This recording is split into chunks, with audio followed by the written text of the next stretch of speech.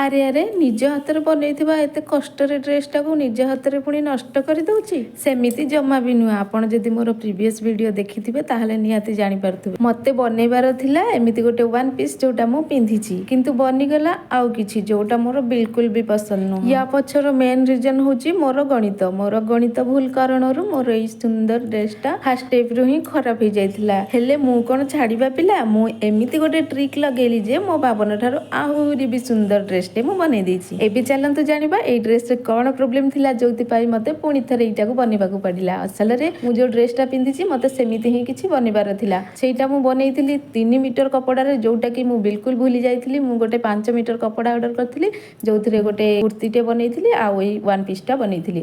ସେଇଟା ମୋ ମାଇଣ୍ଡରେ ବିଲକୁଲ ବି ନଥିଲା। ଆଉ ମୁଁ ଗୋଟେ ଅର୍ଡ଼ର କରିଦେଇଥିଲି 2 ମିଟର ବାଲା ଫ୍ୟାବ୍ରିକ୍। ଆଉ ସେଇଟାରେ ଏଇଟାକୁ ବନେଇବା ପାଇଁ ଚେଷ୍ଟା କରିଥିଲି, ମାନେ ମୁଁ କିଛି ଭାବିବା ପୂର୍ବରୁ କଟିଂ କରିଦେଇଥିଲି। ତାପରେ ଭାବିଲି ଫିଟିଂ କରିଦେବି, ଦେଖିବା କେମିତି କ'ଣ ଆସୁଛି। କିନ୍ତୁ ପିନ୍ଧିଲା ପରେ ସେଟା ମୋତେ ବିଲକୁଲ ବି ଭଲ ଲାଗିଲାନି। ଯେହେତୁ 1 ମିଟର କପଡ଼ା କମ୍ ଅଛି, ସେଇଥିପାଇଁ ଭାବିଲି ଆ ଦ୍ୱାରା ଆଉ କ'ଣ ଗୋଟେ ବନେଇଦେବି। ସେତେବେଳେ ମୋ ମାଇଣ୍ଡକୁ ଆସିଲା ଯେ ଏଇନା ସର୍ଟ କୁର୍ତ୍ତୀ ଟ୍ରେଣ୍ଡରେ ଚାଲିଛି, ଯୋଉଟା ପ୍ଲାଜୋ, ଜିନ୍ସ, ପଟିଆଲା ସବୁଥିରେ ପିନ୍ଧିପାରିବ। ଇଭିନ୍ ସ୍କର୍ଟରେ ବି ପିନ୍ଧିଲେ ସେଟା ସୁଟ୍ କରୁଛି। ସେଇଥିପାଇଁ ମୁଁ ଗୋଟେ ସର୍ଟ ଟପ୍ଟେ ବନେଇଛି। କେମିତି ଲାଗୁଛି ଫାଇନାଲ ଦେଖିକି ଆପଣମାନେ କମେଣ୍ଟ ନିହାତି କରିବେ। ଆଉ ଯଦି ଭିଡ଼ିଓ ଭଲ ଲାଗିଥାଏ ଲାଇକ୍ ସେୟାର କମେଣ୍ଟ କରିବେ। ଯଦି ସବସ୍କ୍ରାଇବ୍ କରିନାହାନ୍ତି ତ ପ୍ଲିଜ୍ ସବସ୍କ୍ରାଇବ୍ କରିଦିଅନ୍ତୁ। ଆଉ ଯଦି ଫେସବୁକରେ ଦେଖୁଛନ୍ତି ଫଲୋ କରିଦିଅନ୍ତୁ। ତ ଏମିତି କିଛି ଥିଲା ମୋ ଡ୍ରେସ୍ ପଛର ଷ୍ଟୋରି।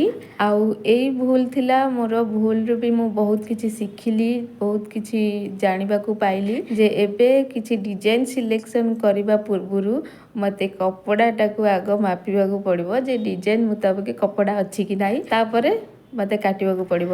ଏମିତି ଭୁଲ ତ ଆଉ ନେକ୍ସଟ ଟାଇମ୍ ହବନି ଆଶା କରୁଛି।